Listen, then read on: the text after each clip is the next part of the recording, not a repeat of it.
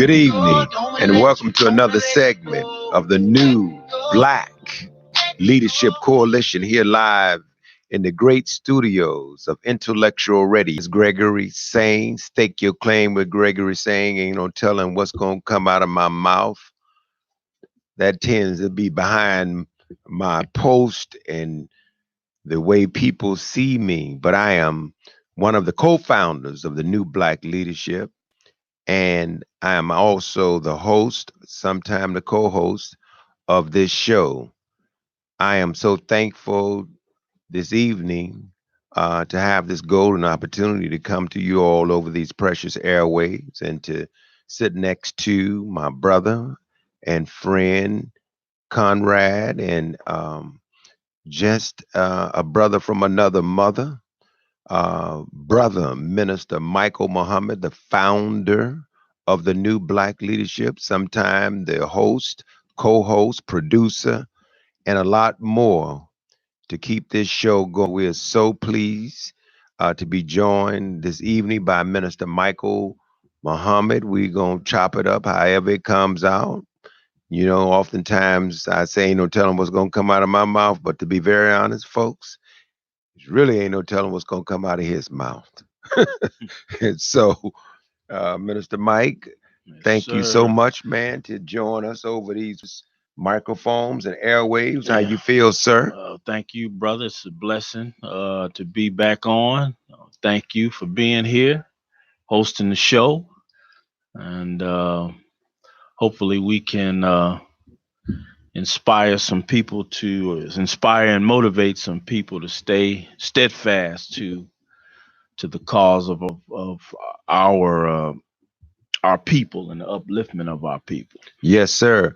Well, I tell you, folks, let me a couple of things I want to do. One, I think every week that we Earl, that we show up at any radio show is always a condolences, and it kind of tell you, you know, when you think about what's at stake when it comes to liberation, Mhm. and you look at some of the falling soldiers or loved ones, friends, etc. Three people from Drake.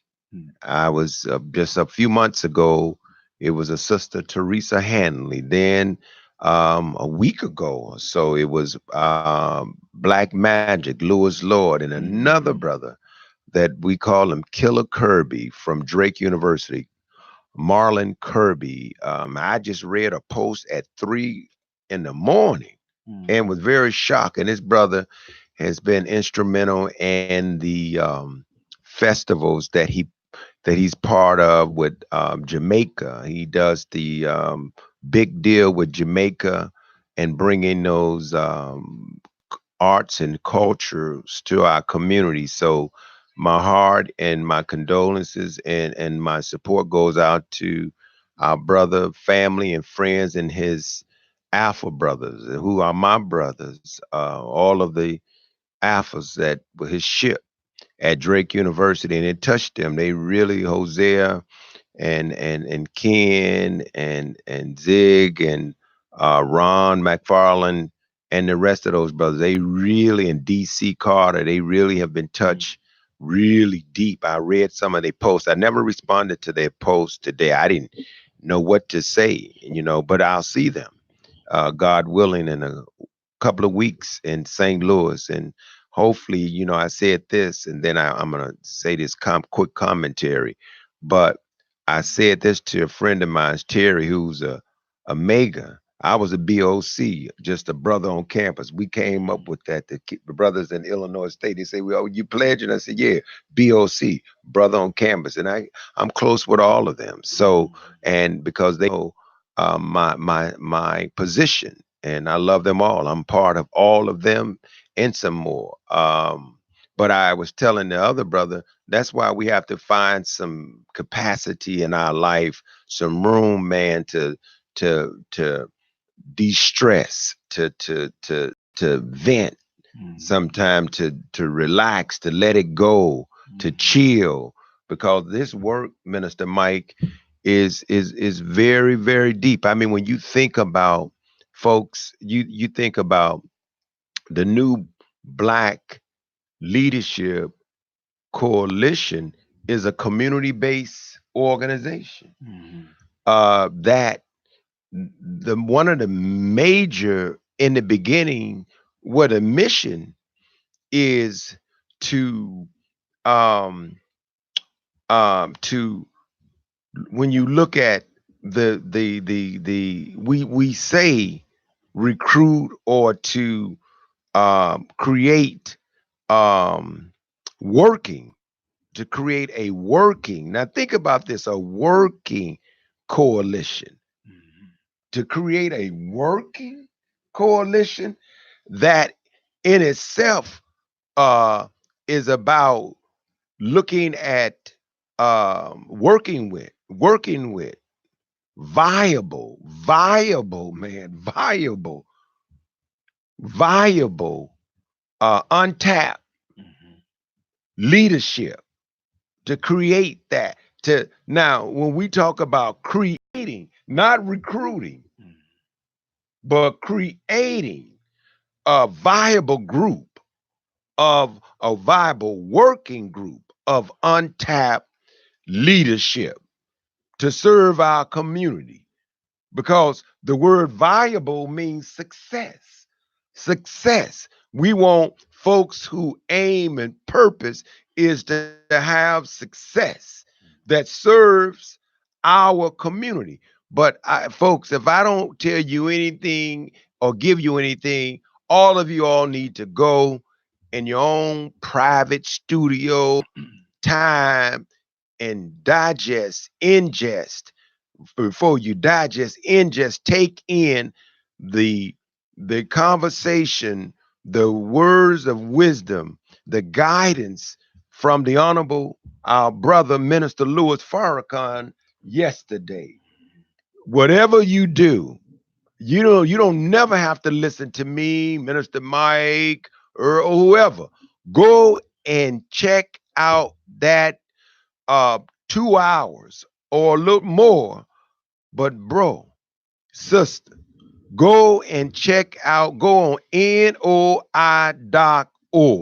and look for the lecture or the Webcast. huh The the webcast. webcast of the nation, NOI webcast, and check out the words, the wise words of our honorable brother minister Farrakhan.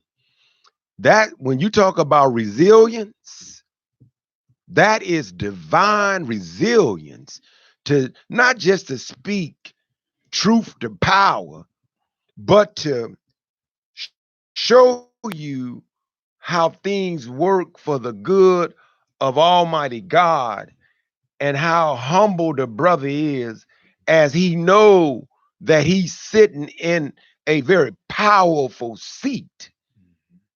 See, and Minister Mike, you've said it every time we've had conversations. We sit on the shoulders of so many individuals. We've been blessed by the best to be part of that divine movement and to get our guidance and lessons and all of the steps that's necessary for true liberation of black people. But man, I am so pleased, man, that I was blessed and to hear what the minister had to say, because it's right in line with the new Black Leadership Coalition. It's about building viable relationships, working relationships, not just sitting there taking in the wisdom of this man again and again and over and over and over and over, and you put him on this pedestal. God got him. You ain't got to come up there and talk about who he is. Talk about who you are.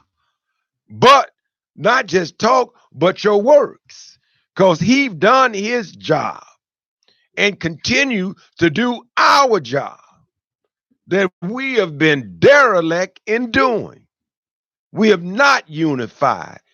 as a as a as a supposedly mature group of people. We have not worked together like we should have. And our community is in disarray because we refuse to do what we need to do. And I don't care what church you go to, what mosque, what synagogue, what cathedral, what organization you are part of, man, you got to be really mad as hell if when you see the conditions of our people. And some of you all go to churches where your pastor is eloquent. Your pastor is very good, you know, at coming on that rostrum and that stage and giving you a sermon. Very good. But your pastor is not relevant to the time and what must be done. That's right. Yes. um, I mean, it's not an understatement to just reemphasize the importance of the voice of the Honorable Minister Louis Farrakhan, um, and just on your first theme of how we lose soldiers along the way with the passing of Brother Munir. Right. I mean, we watched the passing of Brother Lou Myers and a lot of freedom fighters. And when you think about it, to have a man like Brother Farrakhan still standing strong uh, in the face of the most intense opposition that any black leader has faced, including, I would say, his teacher, because the minister has struck a nerve at the core of white supremacy with this whole challenge to the Jewish status, power, and identity. And so, uh, while other leaders have been certainly attacked, but none has been attacked so consistently and so intensely at Right. every level, relentlessly since 1984. It's just been a nonstop barrage uh, of attacks on our minister, and so to see him still standing strong when they have done everything that they used um, on Marcus Garvey, they used on Brother Farrakhan. Everything Yeah. they tried on the Honorable Elijah Muhammad, they've tried on his representative.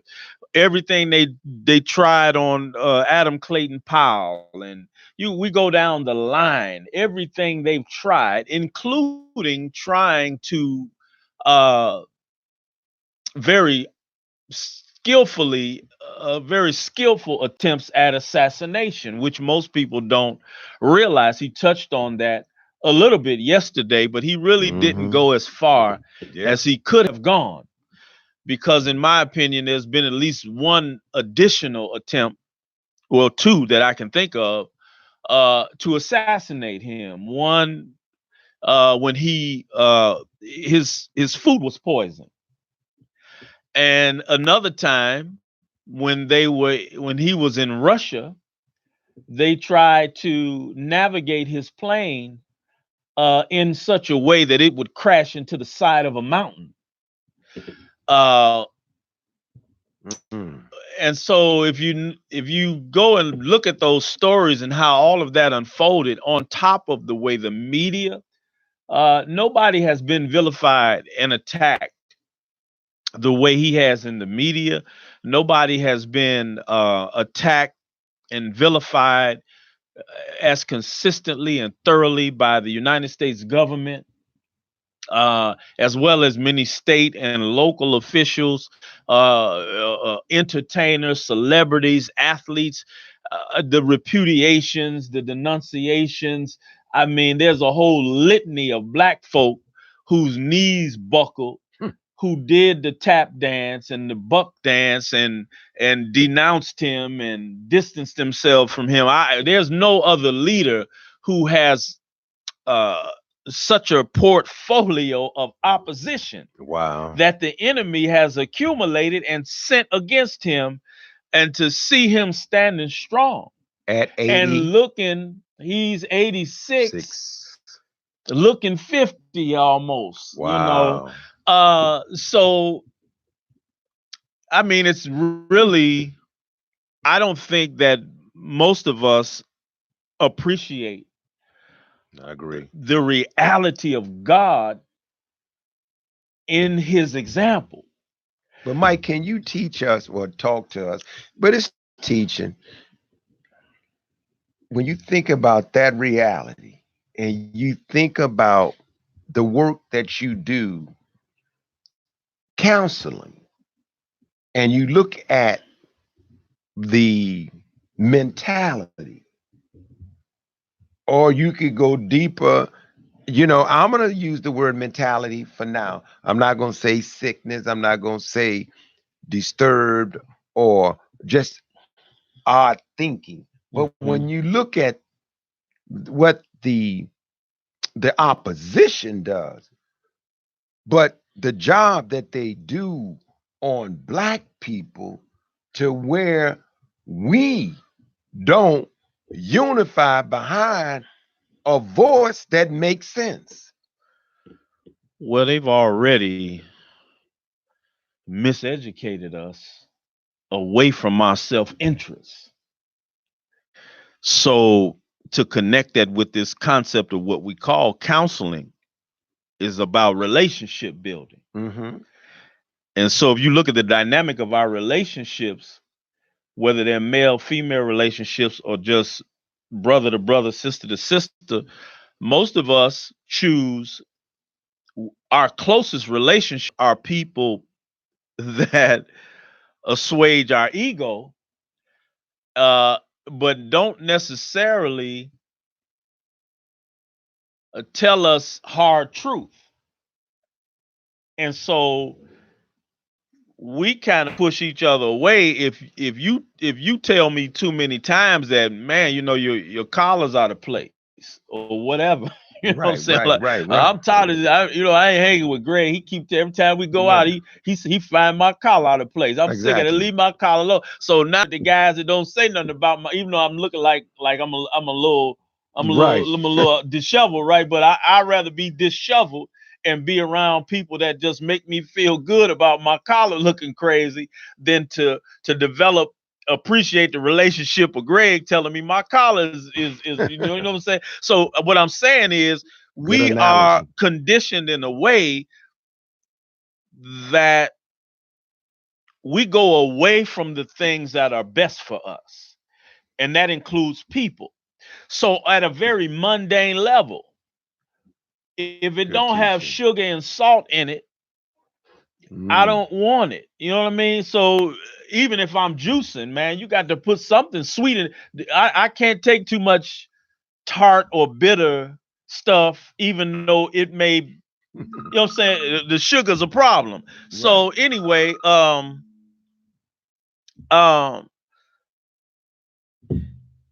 when we look at our leadership,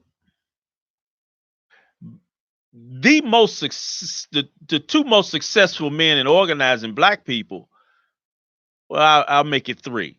The first one, of course, was the Honorable Marcus Mosiah Garvey. And I had the fortune of speaking at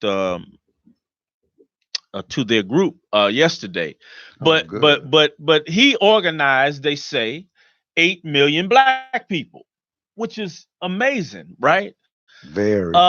In the early 1900s, and then after him, the Honorable Elijah Muhammad, and then after him, you really had the duo of, in truth, A. Philip Randolph and Reverend Dr. Martin Luther King.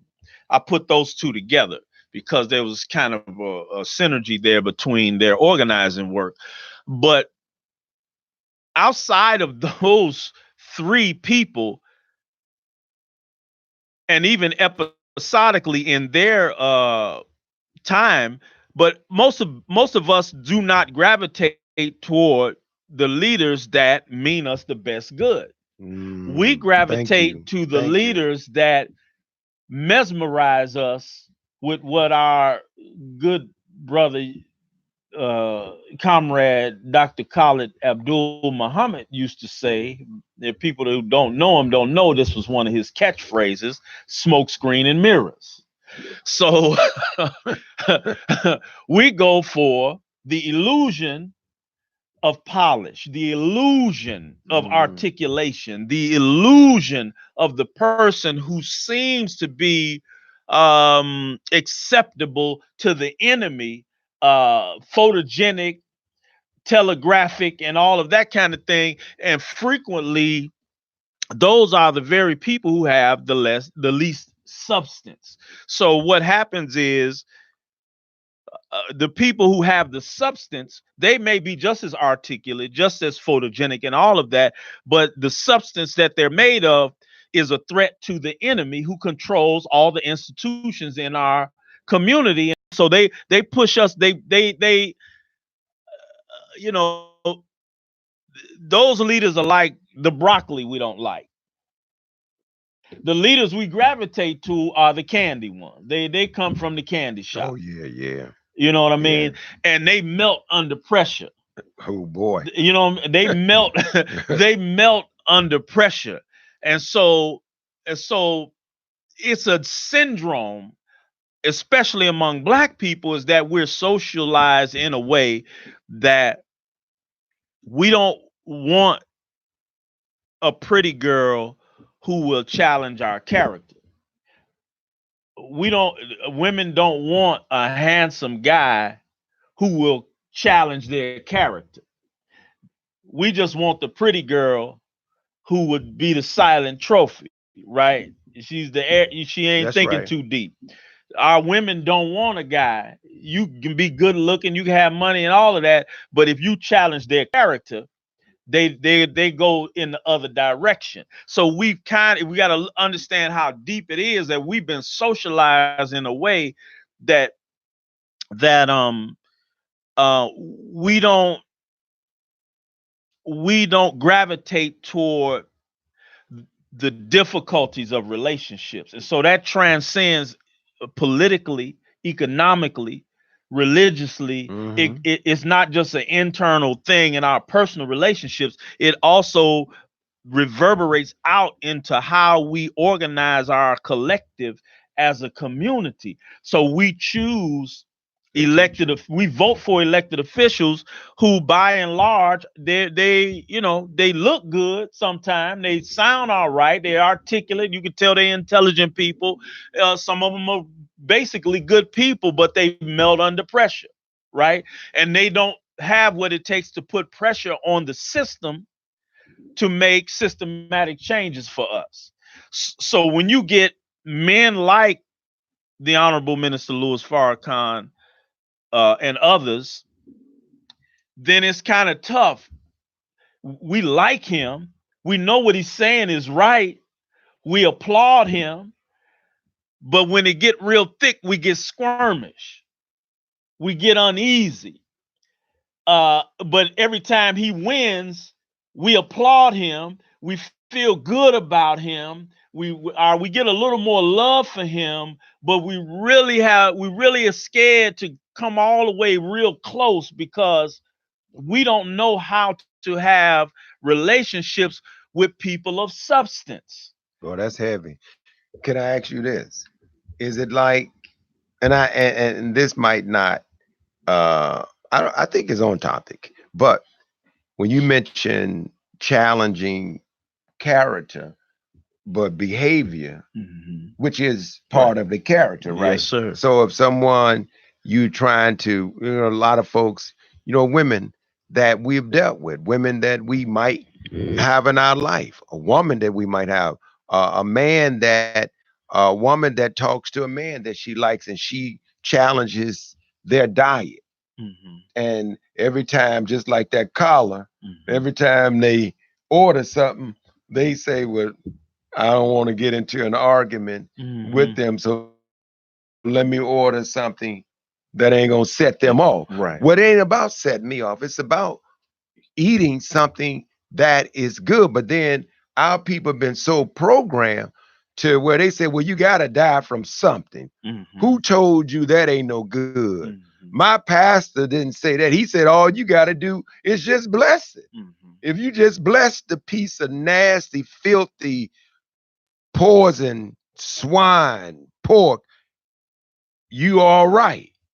Even though when the doctors say something, then they might change. But Minister Mike, when you look at when you look at that, or you look at this whole um, historical mindset, and you bring it right to where we are now in terms of getting out of this dilemma Mm-hmm. that we in, what do you see? What do you see? I mean, in your crystal ball, I mean, Well, you know, I see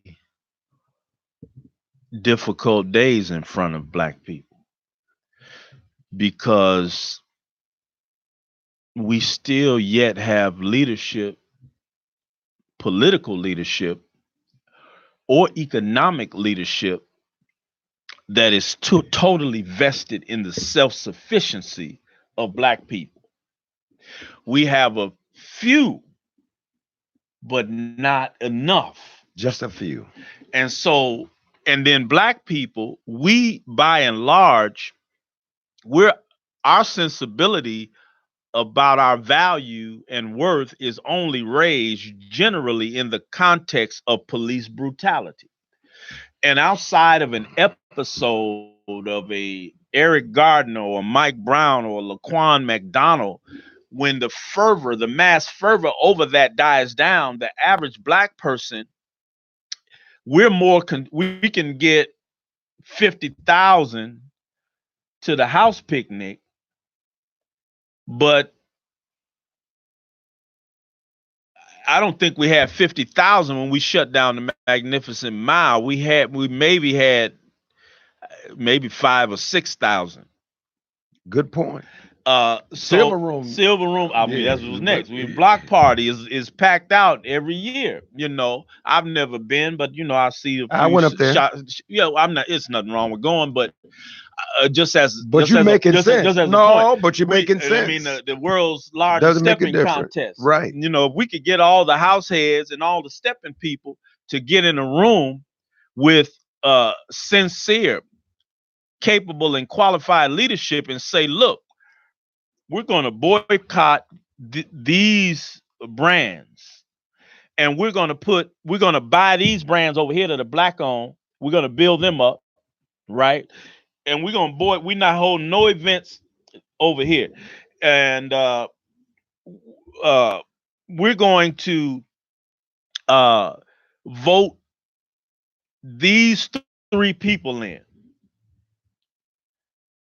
just three in critical offices, and we're going to take their first term, all of us, 85% of all the steppers, the house heads, along with the activist conscious folks, and say we're going to start a paradigm shift. We're going to use our number. We're going to keep stepping. We're going to keep our house parties going. But in the middle of the stepping set, in the middle of the house party, we're going to have 20 minutes in every party where we're going to get an update. We're going to get a reminder about our political and economic agenda. Okay, now. Right?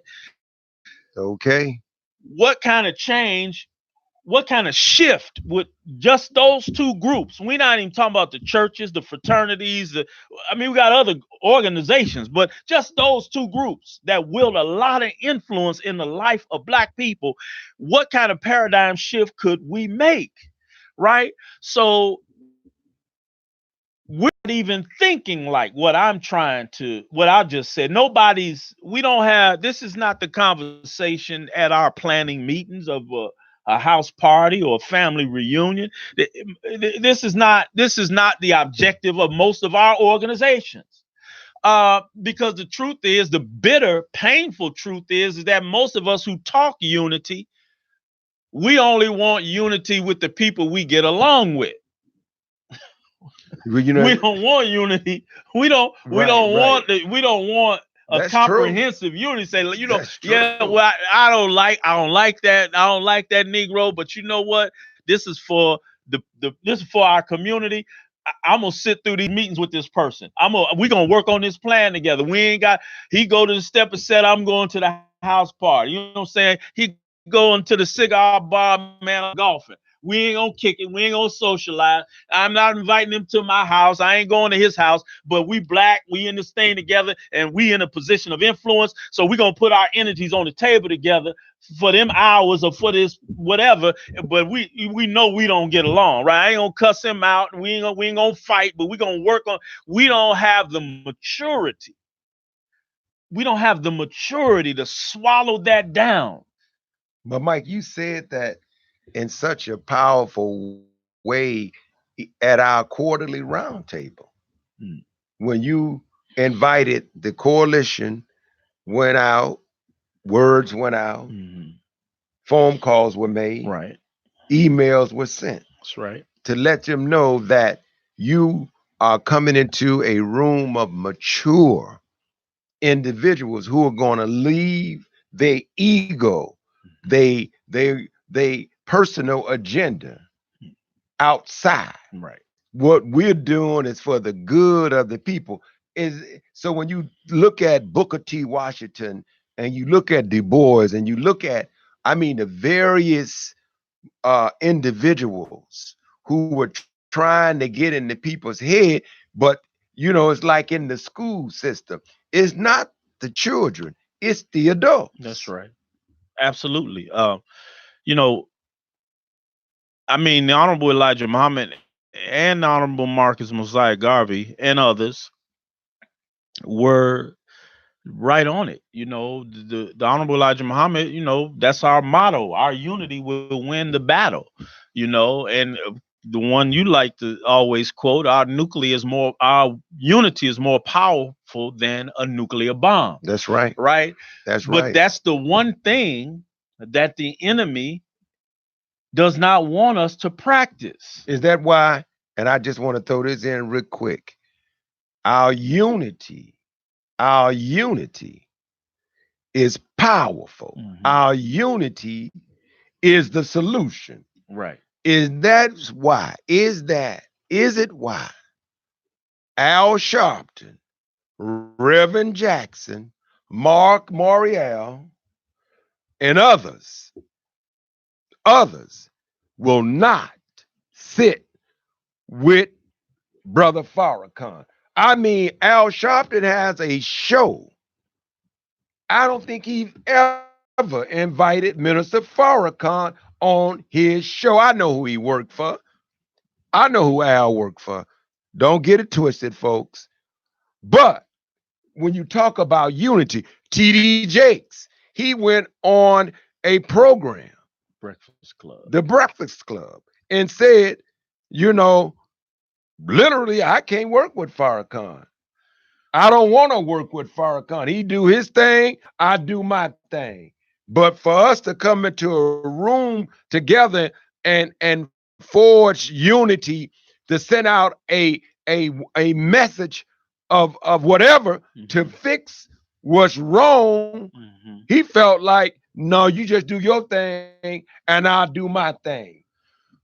Yeah, well, your first point, you see, Arsenio doesn't have a show Oh yeah, that's because right. he Yeah, broke yeah. ranks and brought the minister on his show in the zenith of his show. You know what he said, Mike? I gotta do what I gotta do. Yeah, right. And so when he came back, he tried to come back and infuse black leaders on his show with the entertainers. And his show ran for 1 year and Mm-hmm. was successful. At the end of the season, when the ratings came out, they told Arsenio, "You did great.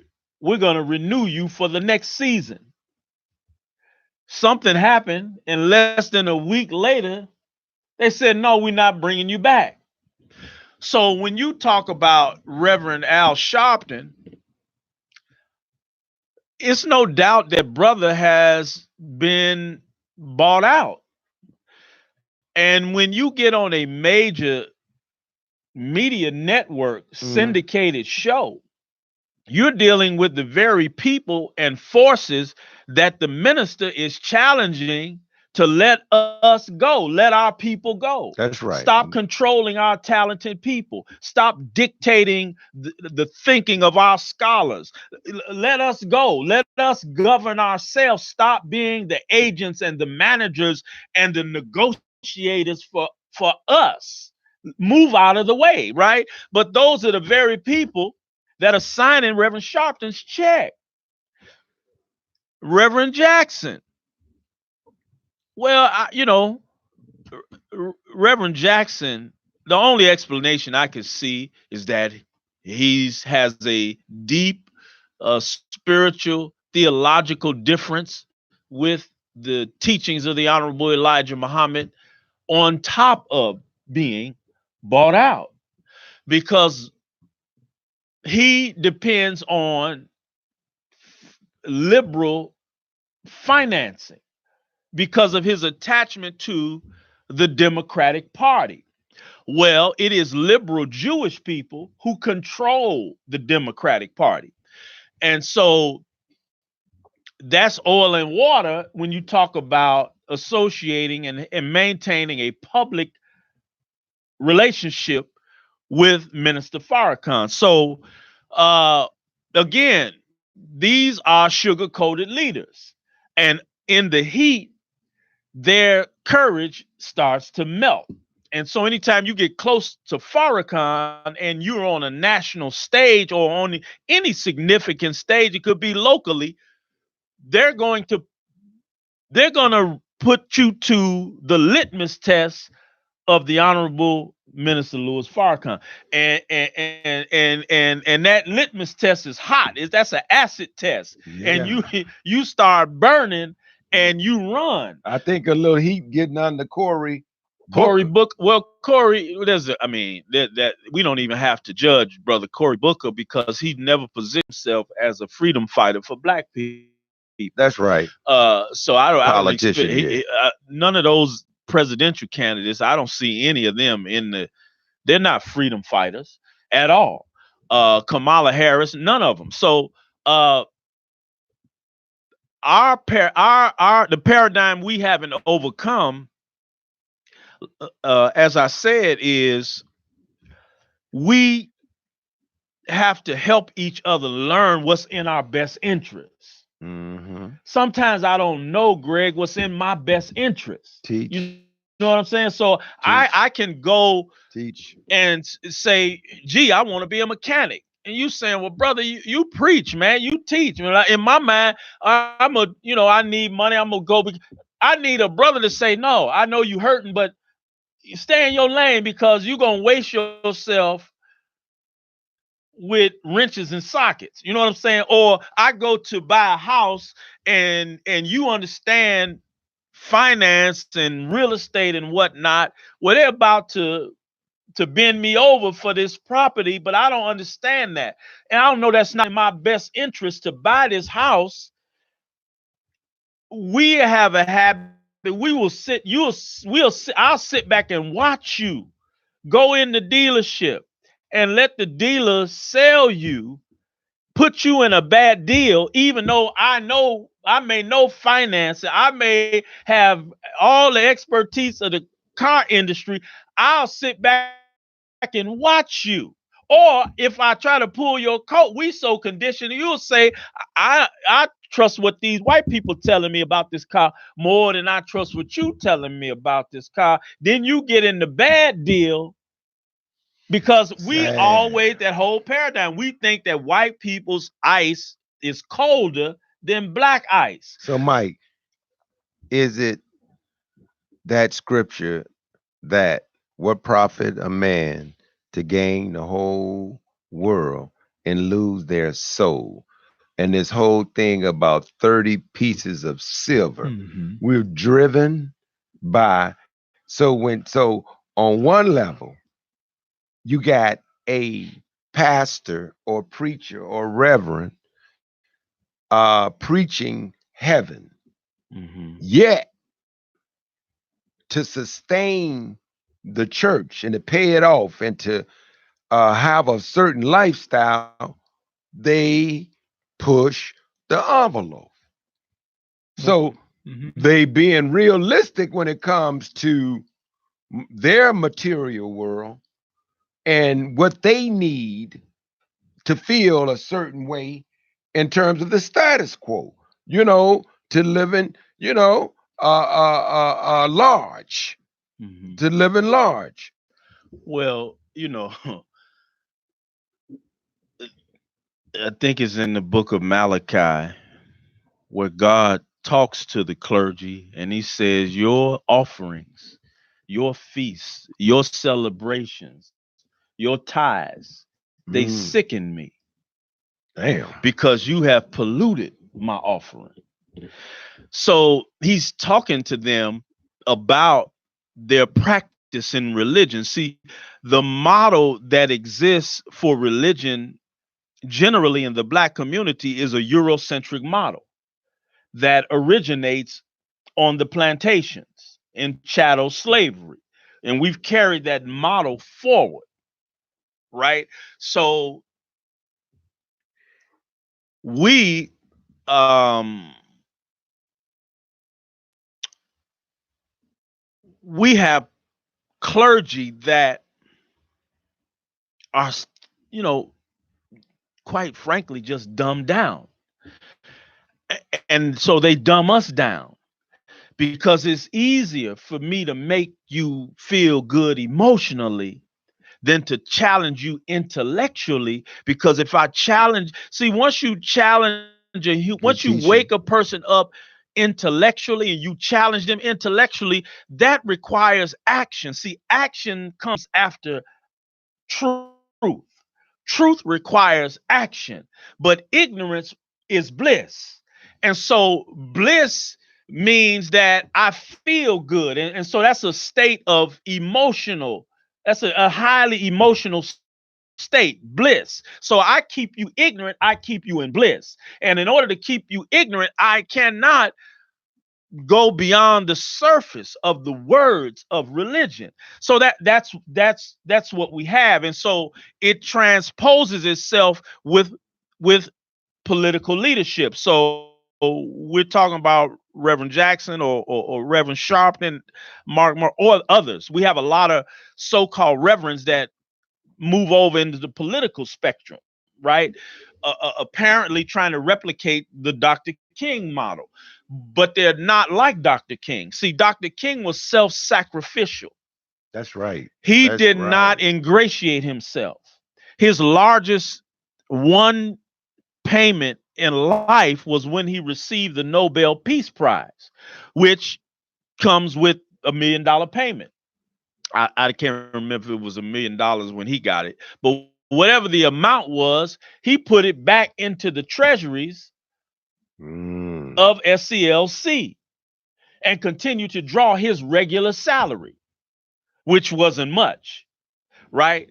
mm, mm, Dr. mm, King mm. was not trying to win endorsement deals. He wasn't trying to win personal contracts. He wasn't trying to win a contract with NBC, ABC, CBS, or any of that. Dr. King was putting everything he had on the line to try to change the condition of black people from his perspective. And that was dramatically shifting from 63, 64 through 68.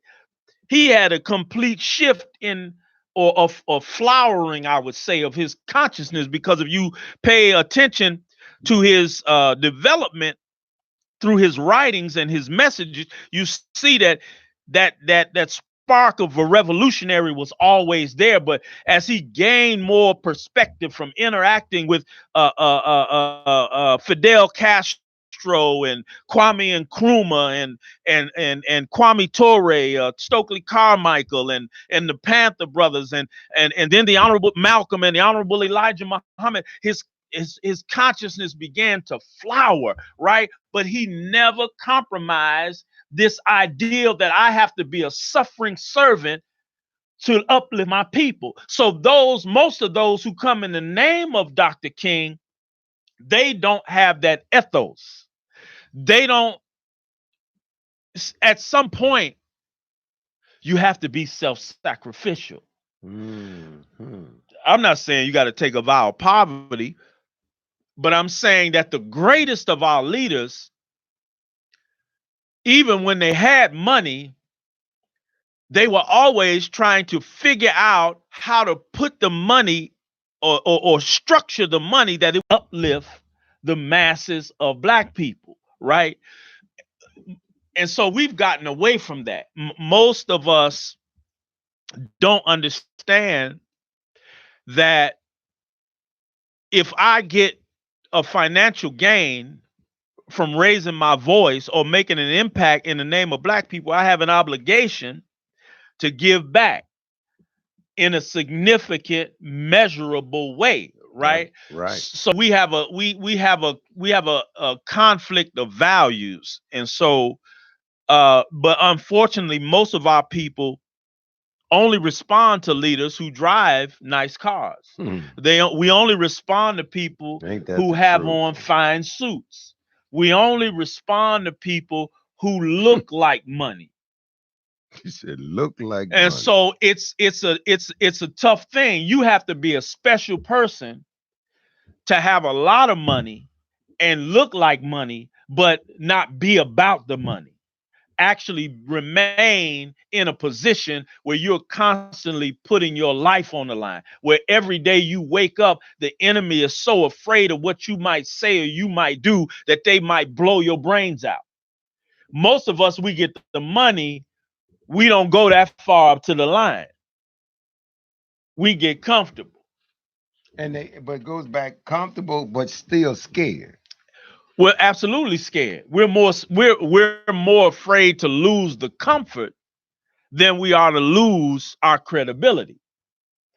And so, but again, back to the original point, our future has to include more pain, because you know how grandmama and them used to say, a hard head make a soft behind. Oh yeah, I heard it a lot. In other words, I told you something that you didn't listen to. I gave you an instruction that you didn't hear. Now I've got to chastise you. Right. So this is how we are as a people. We are hard-hearted, stiff-necked, and rebellious. Absolutely. To the way and the word and the warning of God. So we're gaining more money, we're gaining more homes, we're gaining more stuff, but we're losing love for one another. You know what I'm saying? We don't have loving the love, the level and quality of love that we had when we had less money. It's not the same now that we have more. Some of us have more money. So, a question, Minister Mike, as you look at the New Black Leadership Coalition,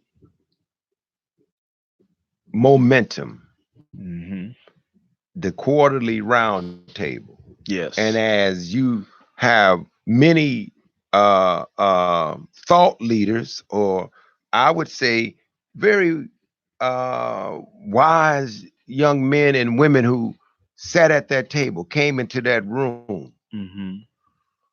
Is it beyond ego that keeps them out and keeps them away to where they decided, oh, I ain't working with them?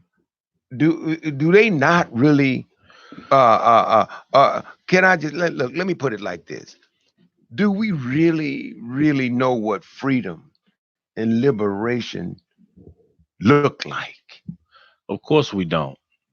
Of course we don't. See, the challenge with the quarterly roundtable is that to get people in the room, we had to put out a broad call. And putting out the broad call makes people relate to it like it's an event. And so it's like coming to a concert or a comedy Teach, show. man, So teach. we feel like when the meeting is over, the show is over, and we go on back our separate ways till it's another show. And we get the tickets we get a seat at the next show. Well, the purpose of the round table is to create a process, a private process where Teaching, leadership, boy. we ain't cussing each other out. We're not attacking each other. We're not undermining each other publicly. But if we got real issues with each other or whatever, we can come in the room and hash it out in private, so we have a more unified front when we got to go out and deal with our enemy. But that requires us working together. And so we want to confront a public policy. We have to work together to come up with a strategy, to come up with a policy, to come up with a position. This requires working together. So that's very difficult when you are insecure. If I'm an insecure person and we trying to figure out, how to win the race, and I ran the 440, but I wasn't no speed demon like you. But now we trying to figure out how to win this race, and they telling me I need to work with Greg. Well, damn, I don't know. I don't really feel right working with Greg because that nigga think he fast. You know what I'm saying? Right, you are right. fast. You know what I'm saying? Right, but this right. is in my mind. Oh, he absolutely. think he all that because he fast. I ain't working with him. He ain't no faster than me. But you really are faster than me. But my ego, my insecurity, I'm in my mind. I'm rationalizing why I can't unify with you for the goal of winning the race. And this is how we relate to each other as activists and organizers and leadership is we'll come to an event with each other to say we were there or to steal a hearing. But if somebody press us, say, okay, now we're going to have to come together every 2 weeks to do some real work. That's right. I ain't doing all that. Man. If you don't have a MacArthur Foundation grant, you know what I'm saying? If if you No, you're right, but you said it right. A show. Mm-hmm. A show. That was a heck of a heavenly analogy. That right there, brother Jet, that was it. A show. Mm-hmm. And so because it's emotionally. Yes. It's emotionally. It's not about you roll up your sleeves and you go, this is a process. And so we were in a processing class. Yes, sir. Processing. And so even when they say you need to process that, mm-hmm. Processing means, it is almost a procedure, a plan, and processing it, even our thoughts. But Minister Mike, that you laid that analogy out. So moving forward, it's a bit disappointing, but we believe in Almighty God, and we believe strongly that there will be some turnaround. There will be some shifting. Something will come over us. Something will force us. You said, Pharaoh, let my people go. I think we should be saying, Pharaoh, kick him out. Kick him out the house. Yeah, because they don't want to leave. You got to kick them out, because if you say let some of them go, they didn't get comfortable on the couch. Well, that analogy, that's why Jehovah, Yahweh, allowed the children of Israel to wander in the wilderness, because they didn't want to work. Wow. And they wanted Moses to do all the work. And so I would have, to this day, people will, after every meeting, there are people who would contact me and say, well, little statements about what am I going to do next? Right. Well, first of all, it's not about me. That's right. That's If you right. that's a syndrome we got to break out of. I never call myself the Messiah, right? I'm your brother, right? God blessed me with an ideal, a vision that may work on bringing us together, but it's not for one person or two people to do all the work. If we're all leadership, if I talk about economics, but I'm a minister, why are you expecting me as a minister to deal with economics? If we talk about politics and I'm a preacher, why are you expecting me to deal with politics? No, I preach. When we get to the spiritual part, then let me stay in my lane. See, this is the problem we have. This is how you know we have insecure, immature leaders, because many of us think that we can speak and be an expert and organize on every issue. Teaching, We can't, we teaching. will never move. White community, no other community does that.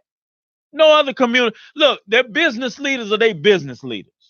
They don't go to church on Sunday and expect the businessmen to be in there giving them communion. That's right. And they don't expect the people giving them the communion to come up with business practices and businesses and whatnot.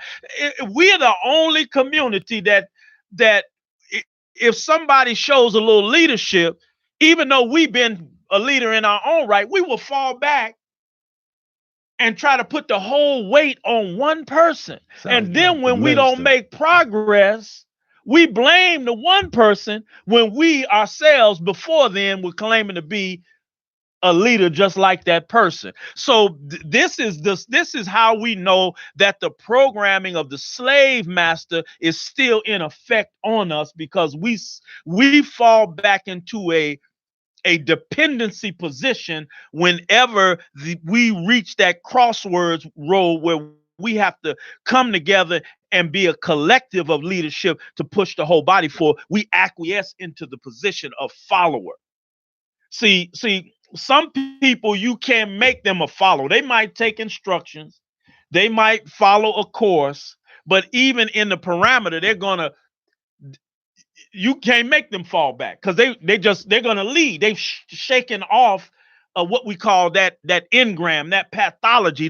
They've come out of seeing themselves as needing to subordinate themselves to somebody just for the sake of subordinate, right? But a lot of us who claim to be leaders, we're not we're not to that point. We really have a deep psychosis where if if one person doesn't do it, we'll sit back and watch you fail. We'll sit back and then say, see, that didn't work. But we won't say, well, he did ask me to do X, Y, and Z, and I didn't do my part. But yeah, Greg asked me to do all that, but I didn't do that. I didn't do what he asked me to do. But now I'm gonna talk about Greg and say Greg failed. See, I knew that nigga couldn't. I knew he couldn't pull it off. I knew he couldn't pull. But I ain't gonna tell the world that Greg was every other day, every other week. Greg was telling me to go over there and do X, Y, and Z, and Exactly. I wouldn't go do it. Right. Mike, can we revisit this? I really want to talk about the black family, but I wanted to lay you to lay that out, because so much more. Because when it comes to relationships, Yes, sir. and when you look at leadership and relationship, the role now that our women have been forced to take on, Mhm. and when you look at the destruction of the black male and the marginalizing of black men in all organizations and at home and abroad. But I want to deal with that, because I see that by the time they come to the new black leadership and the struggle, they already beat up from the house. Absolutely. Well, we are the. I mean, that's a deep subject, as you know, brother Greg. The black man, the whole aim of the building of the Western civilization, especially here in the Americas, has been the first objective was to neutralize the black man. And that prime directive has not changed. However, our women have been made to believe that they are the most hated. And the only reason they are the most vulnerable is because the black man has been made weak. But they think that it is all about them. They didn't do it to themselves, but this is a skillful, artful, very scientific, crafty social engineering process that white people have done to us that has dismantled our relationships. And so we we can't effectively move forward because not only are we divided as leaders, more importantly, most importantly, we're divided as black men and women because white people never wanted us to have healthy relationships. That was the antithesis of chattel slavery. That's why they separated us on the auction block. That's why your daddy went that way. You had to watch your children go somewhere else. You had to watch your wife go somewhere else. The mother, your children had to watch her children go somewhere else, and the man she loved. They separated us. They Wow. never. And then when we got on the plantation, we might develop some type of relationship in secret, but at any moment, the slave master can say, "No, I don't want you with Greg. I want you over there with Tommy. I want you over there with Billy." Or whatever, or come take your children in the middle of the night and sell them off to somebody else. So it was incompatible with chattel slavery for us to have stable, healthy relationships. That's why it was against the law for a slave to be legally married. So we are so uninformed about our history and the tactics that have been used on us as a people, that have embedded certain behaviors in us on how we relate to one another. The only thing that's changed from 1555 or 1865 to 2019 is that we're in the age of technology. And so now our minds are being affected by not only white supremacist formal education in school. Now we are being we're being seeded mentally by music, by television, by movies, now by social media, right? Mm. So we're not paying attention to what's happening to us. Most of us don't have healthy ideas about black men, including those of us who are black men, Yeah, and right? that, and I know we got a couple of minutes, Earl. We're good. So connecting that to feminizing, Mm-hmm. black men, this whole feminization piece. I was telling some folks that I don't wear those little bitty suits, the tight suits, because I know what they where they stemmed from. Mm-hmm. And I know that those guys in the fashion industry, they didn't have us in mind. It was about feminizing. That's why every time I see the guy, Dwayne Wade, he does some positive stuff, but I hate how he dressed because I think he promotes that. And for him to just totally, uh, uh, uh, uh, um, ignore that and not know what he's promoting, he can't be that dumb, you know, to not know that he is promoting feminizing black men. And you make enough money to where you don't have to wear that goofy stuff. But I brought that up when you start talking about the black male. I mean, all of the different effects on us, man. I mean, Yeah, I you got mean, one that's wild, but then you got another one that's soft now. well, again, the aim of white supremacy is the neutralization and destruction of the black male. And so what we're witnessing and experiencing are the byproducts of that objective. So you saying we got one extremely wild and savage, we got Right. another one extremely effeminized. That's neutralization. Yeah. So Take Dwayne, your pick, huh? right. So Dwayne, we know one is going to jail and the other one is not going to procreate. So white people understand, they've understood that they were approaching zero birth growth. And they're in that now, where for every one that's born, one dies. They have zero growth rate. So Dr. Frances Cress Welsing talked about this through her whole lifetime of trying to elevate us. Look, white people, she kept telling us that white people fear genetic annihilation.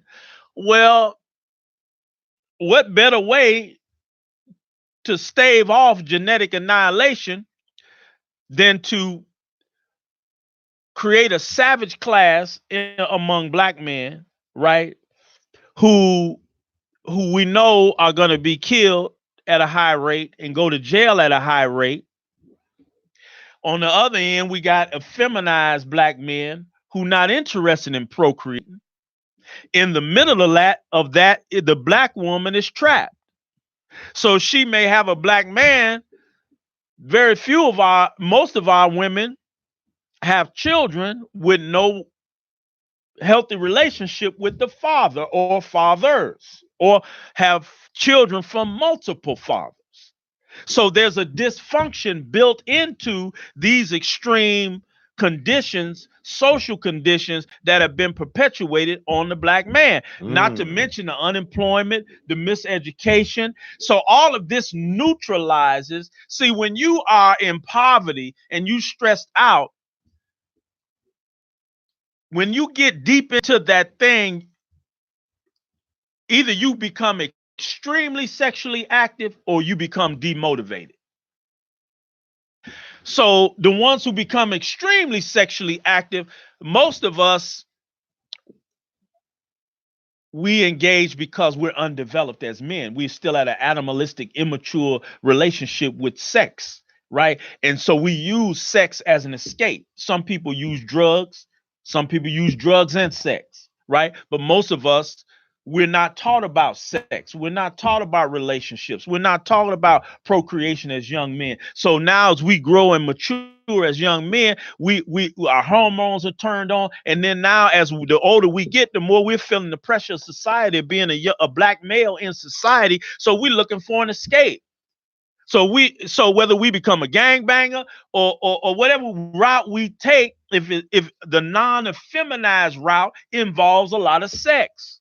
And Mike, that's so deep and powerful because at DuSable, where I attended high school, we had anatomy and physiology, and we had home economics. Okay. The girls took up this. Yeah. They was preparing us to be parents. Domestic, right. And domestically. Right, that's right. All of that's gone. Been gone.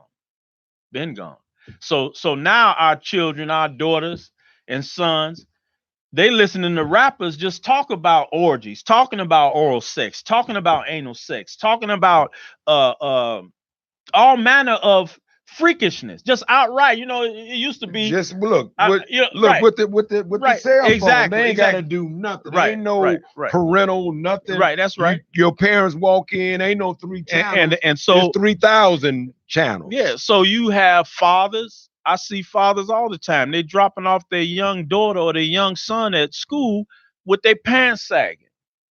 They're 30, 40 years old. Silly, man. Right? They got the thug image. Silly. Well, but they got their son's pants pulled up going to school, but they're not drawing a correlation between their image and the effect it's gonna have on them. I see mothers all the time that will take their 8-year-old, their 9-year-old, and dress her sexually. Put lip gloss on her. She barely 9, 10 years old, 11 years old. Shame. You putting fingernail polish on her. You dressing her in all of these styles that are really provocative. They're very provocative, right? And you see sometimes the mothers dress like a church woman. She dressed modestly, but she got some sexy clothes on her young daughter. That's stupid. Well, this shows you that our people are being attacked mentally. Yes, sir. Because that's a dysfunction. That's a mild level of our irrationality that I would put on a suit and a tie, but then I'll put sagging clothes on my young son. That will you just rationally thinking, if I dress in a suit and tie every day, why am I dressing my son in sagging pants, right? So that shows you something is happening to us mentally that we can't even spot our own irrational behavior. So, Mike, why is the church not addressing Because any of the this? church fundamentally traditionally has been a tool of white supremacy. This is why Reverend Dr. Jeremiah Wright had to be repudiated and denounced by Barack Obama. This is why Dr. King, when he came to Chicago, no preachers would touch him other than at that time Clay Evans and one or two others. My brother on the west side, his name escapes me, but by and large, especially in a place like Chicago, pastors wouldn't touch him. The church has always been a device and a tool of white men of power to control the thinking and aspirations of black people through bad theology, through false paradigms. So why is that? Why is primarily occupied with women? That's part of it. That's a big part of it because you can't have strong men coming up in the church in the name of God, because when you embrace God, when you get a right relationship with God, you don't fear the enemy. Mm-hmm. You don't Mm-hmm. fear the enemy. And this is why they fear radical preachers like Nat Turner, Denmark Vesey, Reverend Jeremiah Wright, Reverend Dr. Martin Luther. They fear the radicalization of the men of God, because when you put God with a race consciousness and awareness of white supremacy, now you have a problem on your hands. So this is why they fought hard. They didn't want Prince Hall to bring the teachings of Masonry to black people, because hidden in the teaching of Masonry is some of the history of our people in Africa, in Persia, in Sumeria, in the ancient civilizations of the world. And when you get high or deep into Masonry, they expose you to Islam. This is why they didn't want you to embrace Noble Drew Ali. They framed him as a non-Muslim, coming with a fraud type of Islam, because he wasn't teaching about white Arabism, right? He was teaching about black Moors in Europe who went in and conquered Europe, right? That's why they pushed us away from the Honorable Elijah Muhammad, because he was not talking about doing and imitating white Arabs. Mm-hmm. He brought a teaching of Islam with the name of Islam on it that didn't look anything like what was acceptable to white people. And Amazing. each one of these Amazing. examples radicalized black men. It made black men fearless in the face of white people. So when you see a Moor who's really spiritually balanced and mature in the teachings of Noble Drew Ali, he don't bow down to white people. Moors going to court to this day and they challenge the best lawyers in court. When you look at somebody who is really connected to Dr. King, like a Reverend Al Sampson, or our brother who passed, uh, that gave us the atonement piece. I don't know why. Reverend Bevels. Reverend Bevels, James Yeah, Bevels. Reverend James Bevel. These men, they didn't bite their lip. They don't bite their lip in front of white folks. They really kick white folks in the behind, right? So all of these examples I'm saying are men of God who brought God back up out of us and connected it to our struggle, right? So most preachers don't get that. That's taken out of seminary. They don't have any. That's why they want preachers. That is the quagmire of a Bishop T.D. Jakes, a brilliant, gifted, inspired man, but because of his path, he was trained in a way to stay away from confronting the systems of white supremacy. And it's a spiritual dilemma. So as long as you stay in a spiritual lane, you generally have been trained not to deal with the political lane or the economic lane. And so it becomes a thing of spirituality stripped of the reality of race and politics and economics. And so many of our great pastors have been neutered, spaded and neutered. Wow. Because they've gone through some traditional training. So most of our churches are ill-effective and ineffective in confronting the systems that have us, you know, in a miserable condition. Now I know people who tuned in to this. We went. Earl, the producer, allowed us to go a little over. I want you all to. We're gonna end this conversation because it's so powerful and needed. I think most of the people, if you honest with yourself, you might not go and do all of the necessary reading. You should read and you should do research and you should study. But know that this conversation is to break the chains.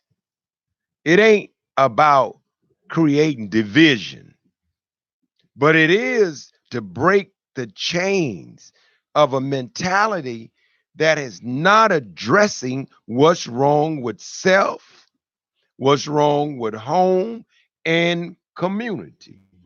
And so when you listen to Minister Mike articulate in a very strong manner the mental condition of our people, be it theological, economical, or politically, it is because we have been miseducated.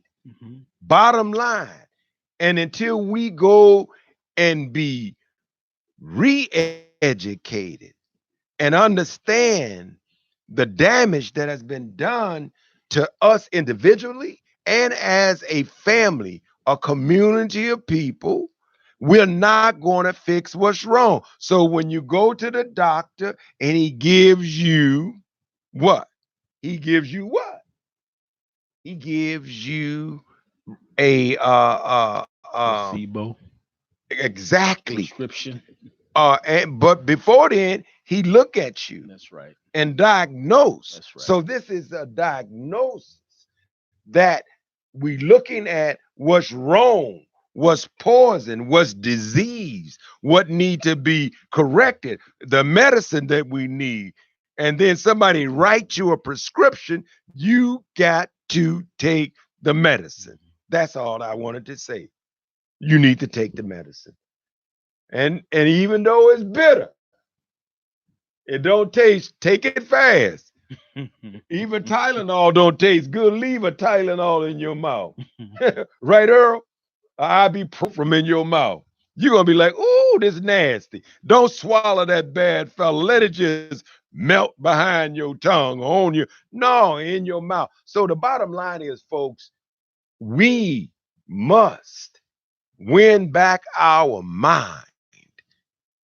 That who came up with that? A mind is a terrible thing to waste. It was a United Negro College Fund. A mind is a terrible thing to waste. But you gotta have one first.